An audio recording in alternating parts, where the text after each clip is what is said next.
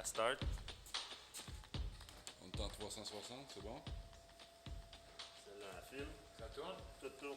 OK. Donc, interview de Jason.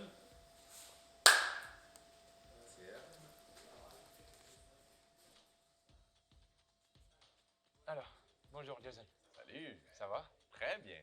Ouais, Ouais, c'est le fun que vous soyez ici avec tous vos gadgets. Là. C'est comme. c'est quand même bon, hein? Ben oui, mais on est là pour ça, Nomad.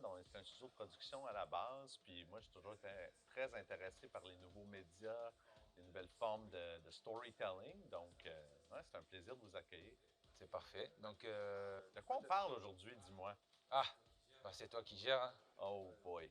Donc, père, explorateur, Ah ouais. filmmaker et aussi producteur, Ouais. je vais dire. Tu te produis. Exact. Je suis Ouais.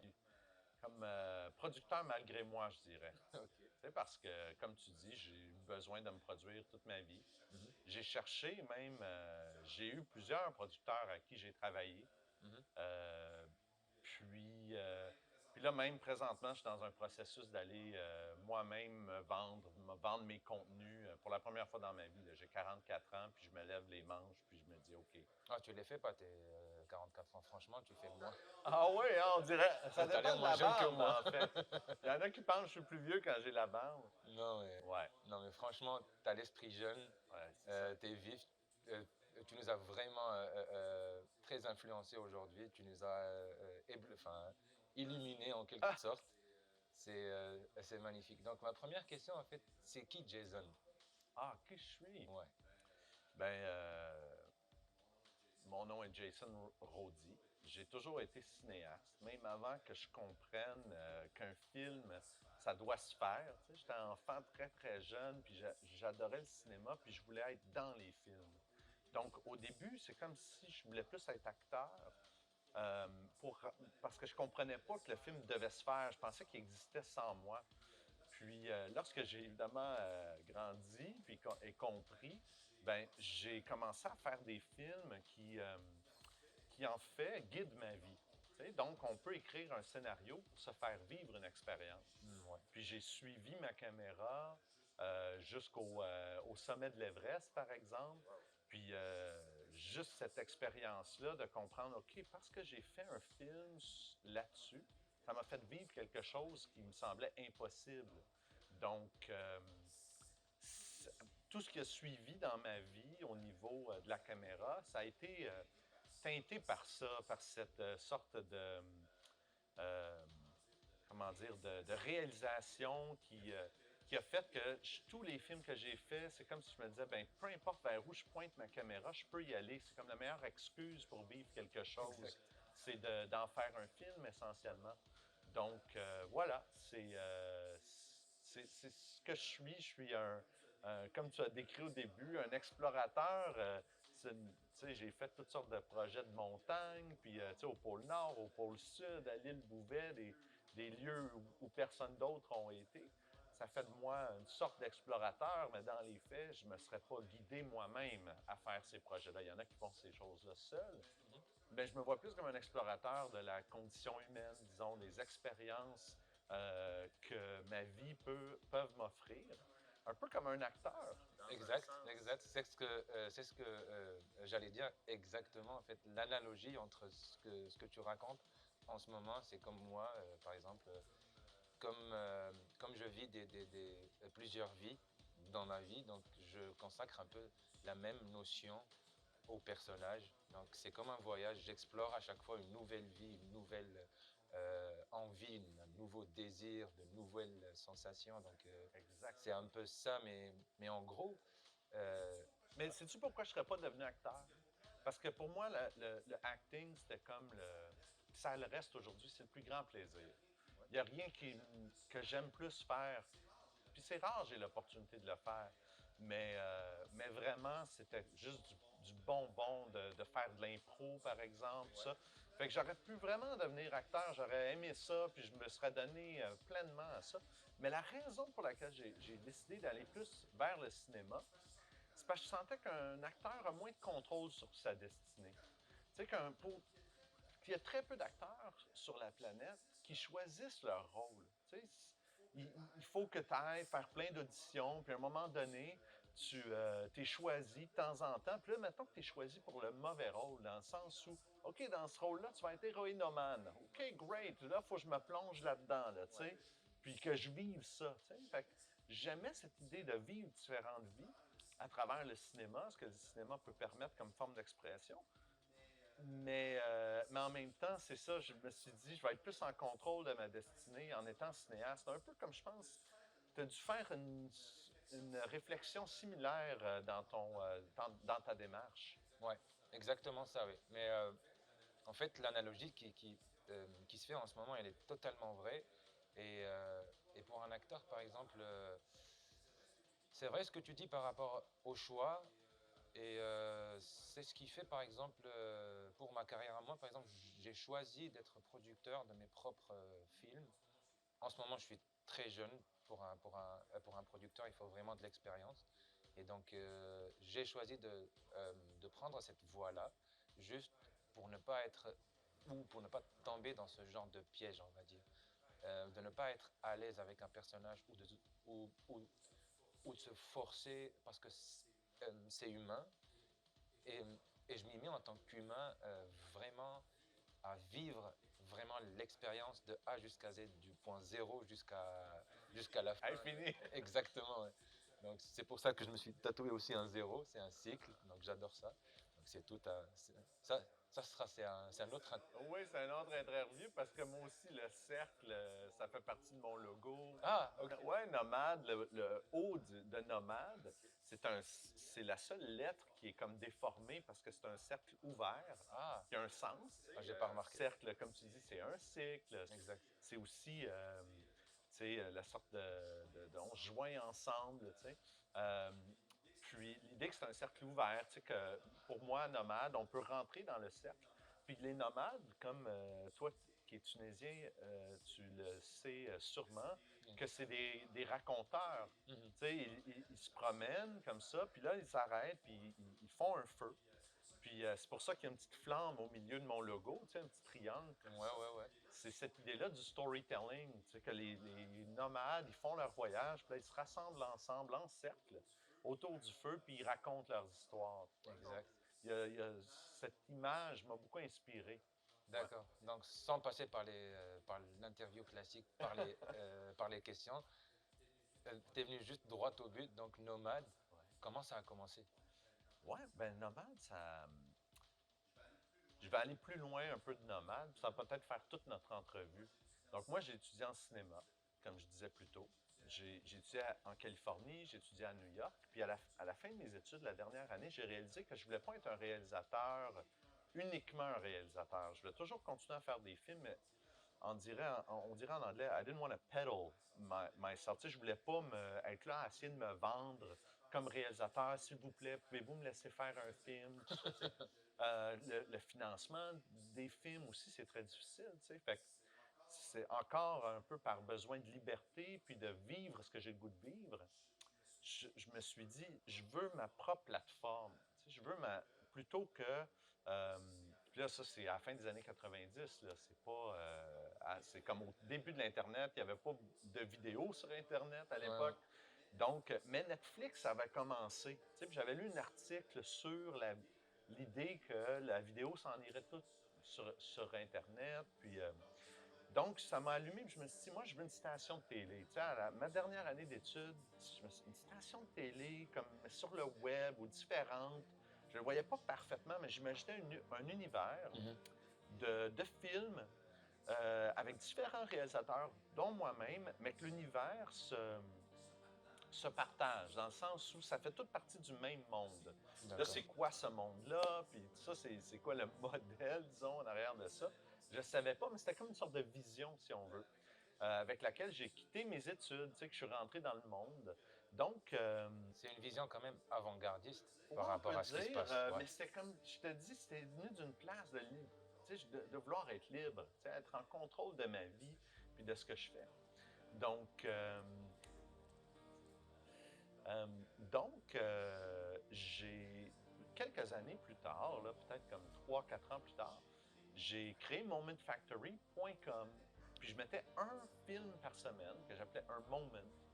Puis ces moments-là, il n'y avait aucune explication en arrière. Il n'y avait pas un about sur le site. Je connaissais seulement 3 autres sites à l'époque qui avaient de la vidéo dessus. Fait que c'était quand même différent dans ce sens-là. Surtout de la façon que je le faisais sans m'expliquer. Puis je l'envoyais à toute ma liste de courriels de l'époque. Ça, c'était en l'an 2000. Qui était peut-être comme 1500 courriels, là, tu sais, mes directs contacts. Je leur envoyais une fois par semaine cette vidéo, ce moment. Puis après, ça a pris, je pense, 5 semaines que j'ai commencé à recevoir des films de d'autres personnes, d'autres VJ en fait, des vidéo jockeys qui faisaient la même chose que moi, qui ne faisaient pas des courts-métrages dans le sens traditionnel. Donc, les gens se sont sentis comme si je faisais quelque chose qui les ressemblait, qui les interpellait. Donc, sans demander aux gens, il y a des films qui se sont mis à me venir vers moi. Puis, c'est comme ça qu'une sorte de communauté s'est créée autour de moi, je dirais d'une 20aine de personnes, dont mes futurs associés de Moment Factory, qui sont devenus, disons, les cofondateurs avec moi de la compagnie. Puis Moment Factory, c'était moi qui venais du cinéma au départ. C'était moi, c'était Saction qui venait des décors en cinéma. Tu sais, fait que cinéma, décor, puis Dominique amenait le côté technique. Donc, je dirais technologie, décor, cinéma ensemble, pour moi, étaient comme les bases sur lesquelles le Moment Factory a été créé et construit. Puis dans ma vision, je voyais ça comme du cinéma, mais sans l'écran. Tu sais, sortir de l'écran.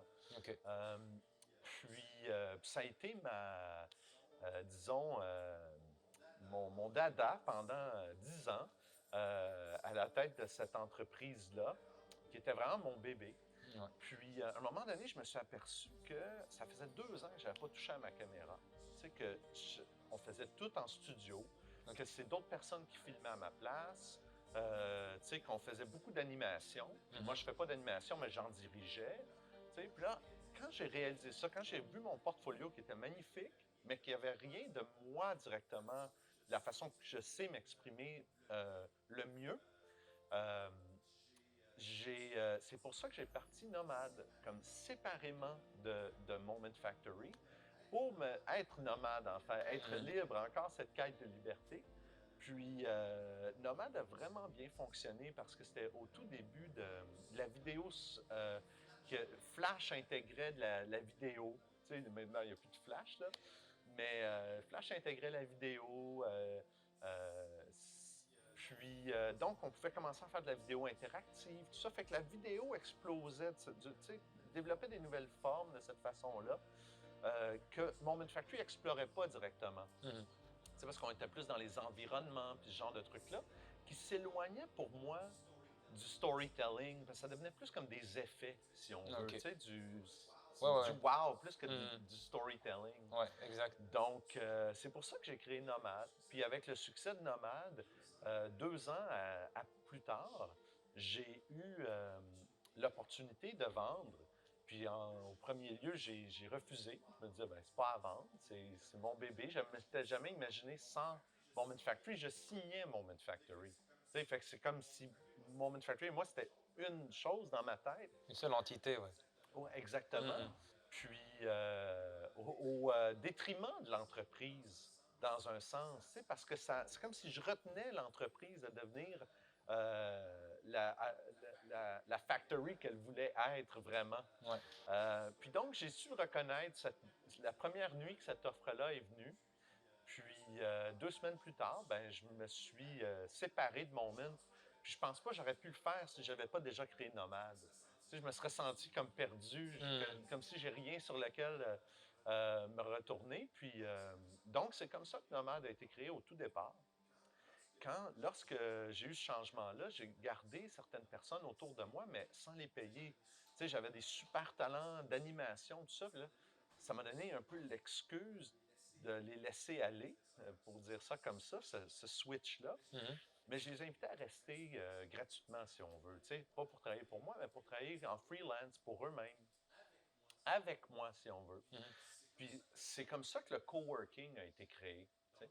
Donc, Hmm. c'est venu d'une place complètement C'est naturelle. un beau cheminement, en fait. Oui, Comment c'est ça très s'est créé. naturel, très C'est organique. organique. Exact. Ouais. Puis, mes premiers clients, parce qu'au début, c'était pas des clients, c'était juste des gens qui étaient là parce que je les aimais beaucoup, puis je les aime toujours. Puis, tu sais, en passant, cette communauté-là, là, du début de Moment Factory, c'est des gens que je connais encore, puis qui travaillent encore avec moi, puis qui travaillent encore avec Moment Factory. C'est juste pour dire comment cette vraie communauté, pas un social media community, là, Ouais. mais cette C'est vraie une vraie communauté. communauté de C'est du personnes, concret. Ça se c'est ça, touche. Ouais. exact. C'est des gens avec qui on collabore toujours, euh, puis des amis pour la vie, on peut dire. Puis, donc, le coworking, mon premier vrai client, c'était une autre compagnie de vidéo. Ça m'a créé comme une drôle de réaction. Je me suis dit, oui, mais là, eux, c'est des compétiteurs. N'importe quel contrat qu'ils vont avoir, mandat, je devrais dire, qu'ils vont avoir, c'est un mandat que moi, j'aurais pu avoir. Puis, mais j'ai été quand même avec confiance vers ça. Puis, ça s'est avéré à être la meilleure chose, en fait. Lorsque c'est d'autres vidéastes, d'autres personnes qui font des choses qui sont en lien avec moi, pas toujours exactement la même chose, mais ça m'offre d'autres ressources, en fait. Puis donc, cette dynamique de travailler en coworking a pris tout son sens avec ces premiers clients-là, qui sont Sharif et Noé de Parafilm, qui ont été avec nous pendant 8 ans de temps. Wow. Donc, quand même longtemps, jusqu'à ce qu'ils partent leur propre studio ailleurs. Ouais. Il me fait encore un peu mal, mais encore une fois, c'est des amis pour la vie. Je vois, ouais. Puis ils ont fait comme ils ont fêté leur fête ici, puis tout ça depuis plusieurs fois, disons, plusieurs années. Donc, ils seront toujours nomades, dans mon esprit tout de moins. Puis, donc, c'est comme ça que le coworking a commencé et qu'il perdure. Puis notre troisième activité à Nomade, là, ici, on est dans des lieux dans lesquels je suis déjà presque depuis 12 ans. Mhm. Puis c'est un studio de production à la base. Donc on loue le studio à des fins de production de toutes sortes.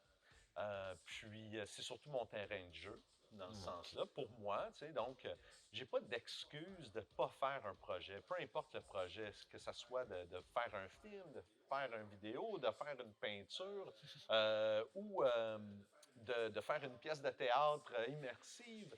Tu sais, c'est comme ça que je vois Nomade. C'est vraiment synonyme de liberté et de possibilité. Donc, nos trois activités, pour ramener ça ensemble, c'est la production, la location du studio et le coworking. Puis les trois fonctionnent ensemble pour moi d'une façon intégrale, je peux dire. C'est un tout. Sans le coworking, le reste ne fonctionne pas. Sans la location du studio, même chose. Puis évidemment, la production, qui est mon vrai gagne-pain. C'est comme une sorte d'ADN, en fait, qui s'entrelace. C'est ça. C'est les trois qui font Nomade, en quelque sorte. C'est un très, très bel endroit, moi, je te le dis. Dès la première fois où j'ai mis les pieds, ça a été comme c'était un sentiment de waouh, où est-ce que ça existe vraiment ça? Je vois ça dans les films, des fois, je vois ça. C'est un style un peu éclaté et à la fois, tu retrouves plusieurs esprits dedans et tu as plusieurs. Il y a plusieurs visions en fait qui te parlent.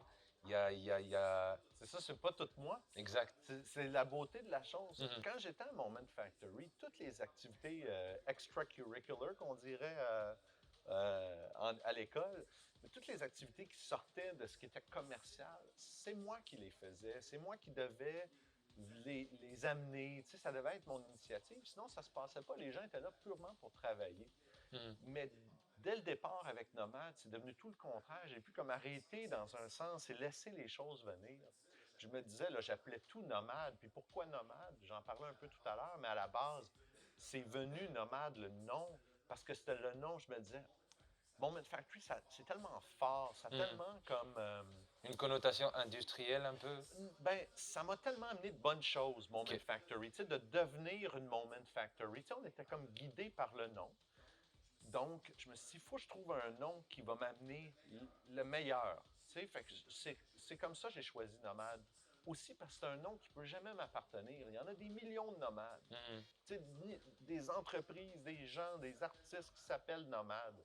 Donc, pour moi, c'était comme une façon aussi de laisser aller du côté comme un peu marketing de l'affaire. Tu sais, de me dire, OK, je vais me donner une empreinte qui est comme ça, s'appeler No Name ou No Man ou Nomad. Exact. It can be anything you want. C'est à toi de choisir, en fait. Voilà. Où est-ce que tu vois Nomade dans 10 ans, par exemple, dans le futur? C'est une bonne question parce que, justement, j'aime beaucoup me laisser guider dans un sens, puis laisser Nomade devenir ce que ça veut devenir. Mais moi, personnellement, j'ai parti une chaîne il y a 2 ans, je crois en 2020, début de l'année 2020, qui s'appelle Nomad Slow TV. Puis on a créé dans les 2 dernières années, on a produit 80 heures de contenu original, qui est du contenu contemplatif, qui crée un effet de soft fascination dans celui qui le regarde. C'est ça qui joue présentement. D'accord. Donc, c'est du contenu qui n'est pas là pour capter ton attention d'une façon complète, comme la plupart de ce qu'on regarde, mais plutôt pour créer cet effet qu'on peut retrouver dans la nature lorsqu'on se sent comme en éblouissement. Tu sais, c'est comme si notre attention n'est pas prise par une seule chose. On a une soft fascination qu'on appelle, qui est un terme qui a été... C'est beau, ça. Qui a été amené par 2 psychologues, un couple, les Kaplan, en 1989. Ils ont amené ce terme autour de toute une étude qu'ils ont appelée Attention Restoration Theory. Donc, l'idée de ça, c'est que ces contenus-là nous aident à restaurer notre attention, de mieux se concentrer, en fait. Donc, on peut avoir ces images-là qui roulent sans qu'on...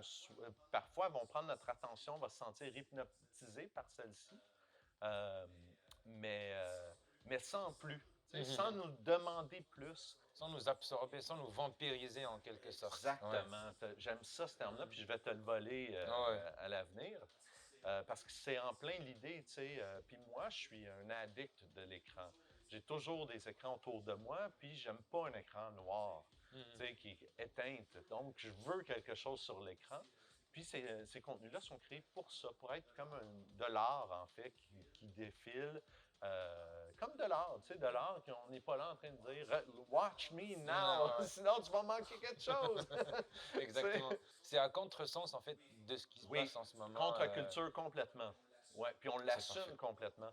Donc, on développe un produit présentement qui s'appelle ART, A.R.T, pour Attention Restoration Television, puis qui est basé dans ces contenus-là. Puis on produit des contenus comme ça un peu partout dans le monde, surtout maintenant que les frontières se sont réouvertes.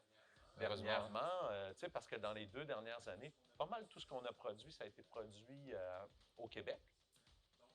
Donc là, puis on a exploré les 4 saisons, tout ça. Fait que là, que les frontières sont ouvertes, là, c'est comme un nouveau chapitre pour Nomad Slow TV. Puis d'après moi, dans 10 ans, ça va rester notre projet phare dans un sens. Puis le studio va continuer à vivre, puis à se développer. Tu sais, le côté nomade d'un lieu qui ne bouge pas, c'est un peu, comment dire, ça marche pas. Ouais, c'est une contradiction, c'est un contraste. C'est une contradiction, c'est le mot que je cherchais. C'est une contradiction, mais pourtant, c'est l'intérieur qui bouge. C'est le mouvement, il vient de ce qui est à l'intérieur. Je l'ai remarqué rapidement en me posant la question, à peu près 2-3 mois dans le projet. Je me disais, pourquoi appeler un lieu nomade? Puis la réponse m'est venue en observant tout simplement tout ce que tu as remarqué toi-même, toutes ces énergies qui ne viennent pas de moi, qui viennent ici et qui repartent aussi, qui laissent une partie de son âme derrière. Ça m'a fait une chair de poule. Je ne sais pas pourquoi, mais ça parle beaucoup. Il y a beaucoup d'émotions là-dedans. Il y a beaucoup de... c'est vrai, en fait, ce qu'on vit ici. Moi, je trouve que tout ce que j'ai vécu ici, même si je bois des bières, des fois dehors avec des amis, tout ce qu'on vit ici, ça a un rapport avec le vrai, ça a un rapport avec la vie, ça a un rapport avec un truc de vivant, en fait. J'aime ça que tu dises ça. Non, ça se ressent, et moi, je suis un peu trop sensible des fois. Donc, Pourquoi trop sensible? je sais pas, c'est un défaut ou c'est une qualité. On Ah, peut voir c'est une ça, grande qualité parce que c'est la plus grande forme d'intelligence, je pense. d'après moi. C'est une intelligence émotionnelle, d'être capable de ressentir les choses parce que ça développe notre compassion, en fait. Tu sais, on est capable de comprendre comment d'autres personnes peuvent se sentir lorsqu'ils vivent quelque chose, même qui ne nous a jamais touchés. Tu sais, donc, n'aie pas peur de ressentir. Moi, en tout cas, en vieillissant, les hommes, on pleure de plus en plus. Tu sais, on est comme de plus en plus in touch with our heart. Hein. Puis je trouve que c'est magnifique. J'ai vu ça dans plusieurs amis que j'ai vus vieillir puis devenir plus émotionnels avec l'âge. Euh, puis je le vois en moi. Puis ma fille, la plus vieille des deux, Jane, elle a 13 ans. J'ai remarqué ça très jeune, comment, tu sais, son premier jour d'école, elle pleurait d'émotion. Tu sais, elle était comme, wow, je m'en vais à l'école. Puis il y avait comme une fierté dans le moment, puis une beauté dans le moment qu'elle se laissait vivre. Tu sais, c'est, je trouve, la plus grande qualité. Tu sais, puis on va tous vivre des hauts et des bas dans nos Bien vies. sûr. Mais si on est capable de se laisser vivre les bas, on va être aussi capable de se laisser vivre les hauteurs. Euh, Peut-être mieux que certains qui se sont pas laissés aller Exact, ouais, too deep. Là. exact, Ouais. exact. Fait que peut-être Je c'est une bonne partage. place pour rapper, tu sais, justement, je trouve, de se laisser sur le cœur dans un sens. Exactement, ouais. Ça a été vraiment un plaisir, Jason. Ça a été une expérience magnifique avec toi ici. Donc, on est arrivé à la fin de notre interview, malheureusement, je le dis. Et bah, ça sera peut-être pas la dernière. J'espère que Ah. non. Vous reviendrez, on est là pour ça. Bien sûr. Merci beaucoup, Jason. Ouais, merci Et à à très toi. bientôt. Merci. Et on coupe.